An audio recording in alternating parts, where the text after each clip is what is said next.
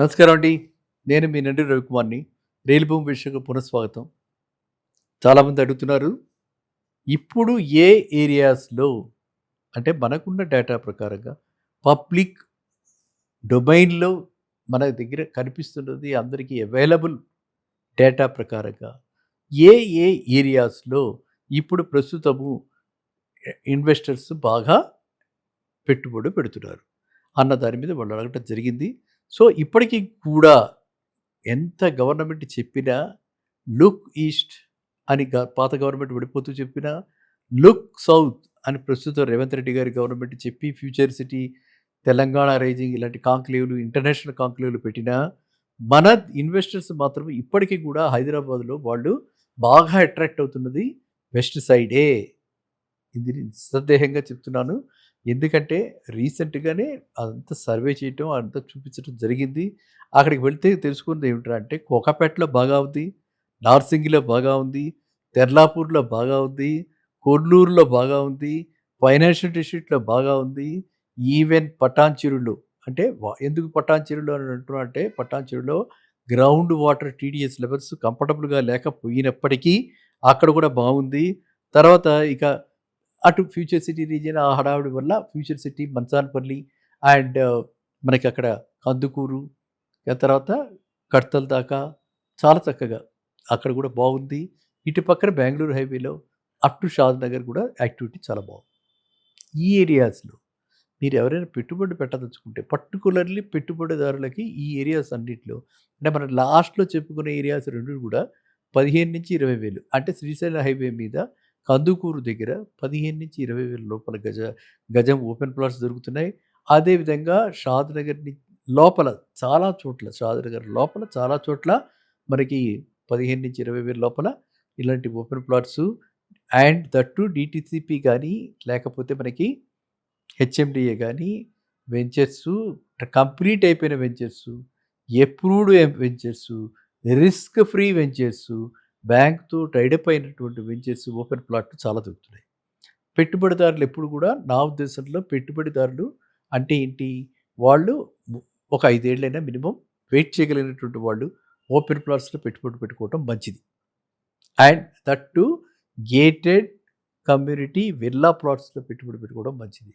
అది ఆ ఏరియాస్‌లో ఎక్కువగా పొటెన్షియల్ బాగుంది. ఆ ఏరియాస్‌లో మీరు ఆలోచించండి. ఏవి? ఒకటి మనకి బెంగుళూరు హైవే, 2 శ్రీశైలం హైవే 15,000-20,000. ఇక సెకండ్ లెవెల్ అంటే కొంచెం ఎక్కువ పెట్టుబడి పెట్టుకోగలరు. కొంచెం స్తోమత బాగుంది అనుకున్న వాళ్ళు అండ్ అపార్ట్మెంట్స్‌లో గానీ, లేకపోతే బ్యాంక్ లోన్ తీసుకొని ఇన్వెస్ట్‌మెంట్ పర్పస్‌గా కొనుక్కొని, తర్వాత ఇప్పుడు ఏంటంటే ప్రతి వాళ్ళకి కూడా ఒక సింగిల్ ఇన్‌కమ్ తోటి బతికే రోజులు పోయాయి. Single income generation gone. Double ఇన్‌కమ్‌లో మళ్ళీ ఈ సాలరీసే కాకుండా పాసివ్‌గా ఇతర ఛానెల్స్ అన్నీ కావాల్సొస్తుంది. రేట్లు అలా పెరిగిపోయాయి. ఆకాశానికి రేట్లు అంటుతుంటే సామాన్య మానవుడికి కష్టం బరువు ఎక్కువైపోయి పిల్లల్ని ఎలా చదివించుకోవాలి? లక్షల లక్షల ఫీజులు కాలేజెస్‌లో లక్షల లక్షల ఫీజులు స్కూళ్ళల్లో మొన్న ఈ మధ్య తెలుసుకున్న ఈవెన్ ఎల్‌కేజీ, ప్రైమరీలో కూడా 3,00,000, 2,00,000 ఫీజులున్నాయంటే ఎట్లా? ఎట్లా? ఎట్లా ఎట్లా బతుకుతాడు సామాన్య మానవుడు? వీడికొచ్చే జీతంలో ఇవే మామూలుగా లైఫ్ లీడ్ చేయడమే కష్టం ఉంటే ఇవన్నీ కూడా వస్తున్నాయి కాబట్టి, మీరు ప్లాన్డ్ లైఫ్ కావాలి. డిసిప్లైన్డ్ లైఫ్ కావాలి. ఫైనాన్షియల్‌గా ఒక ప్లానింగ్ ఉండాలి.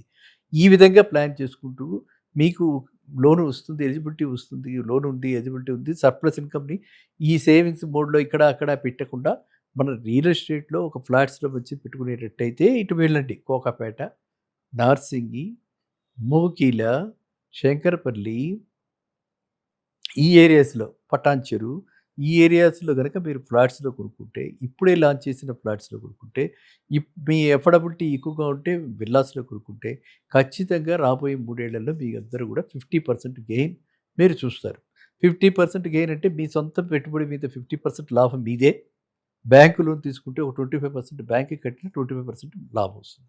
సో, టోటల్‌గా ఓవరాల్‌గా చూసుకుంటుంటే అది చాలా చక్కటి మీకు లాభదాయకమయ్యి పాసివ్ ఇన్‌కమ్ అంటే మనం ఏమి కష్టపట్టల్లా.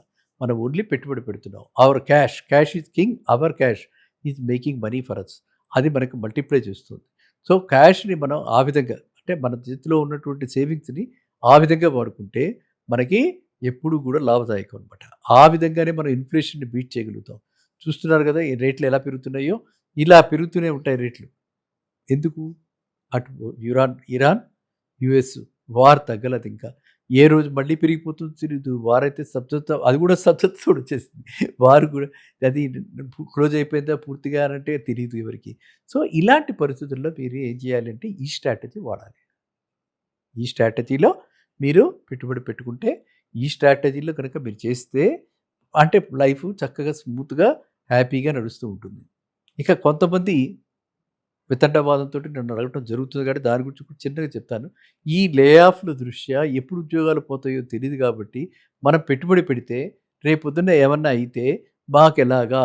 ఎ డోంట్ హావ్ ఎనీ సెంటిమెంట్స్ అండి. ఏదైనా అయ్యి మీరు పెట్టుబడి పెట్టిన తర్వాత ఆ ఫ్లాట్ మనం ఫర్దర్‌గా దాన్ని తీసుకోలేము. పొజిషన్‌లో తీసుకోలేకపోతున్నాము. లేకపోతే మనకింక ఈఎంఐలు కట్టే పరిస్థితి లేదు అని అనుకున్నప్పుడు మాత్రం నిశ్చింతగా రెండో థాట్ లేదు.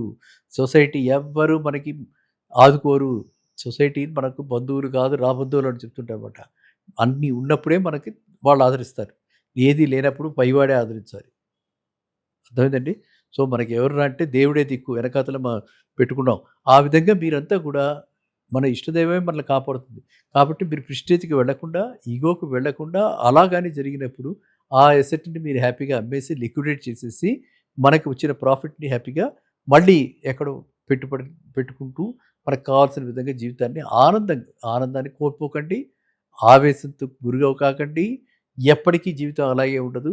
డెఫినిట్‌గా మళ్ళీ మీ అందరికీ లే ఆఫ్ అయిన వాళ్ళందరూ కూడా మీరు అప్‌గ్రేడ్ చేసుకొని ఏఐలో, క్లాడ్‌లో, అడ్వాన్స్‌డ్ క్లాడ్‌లో ఎన్నెన్నో రాబోతున్నాయి. ఎన్నెన్నో వస్తున్నాయి. జాబ్స్ కూడా వస్తున్నాయి. నేను చూస్తున్నాను. నేను కూడా అప్‌గ్రేడ్ అవుతూ ఉంటాను. Even though I'm not looking for employment. మనకు ఎంతసేపు కూడా డబ్బే కాదు, జ్ఞానం అది పవర్ మనకి.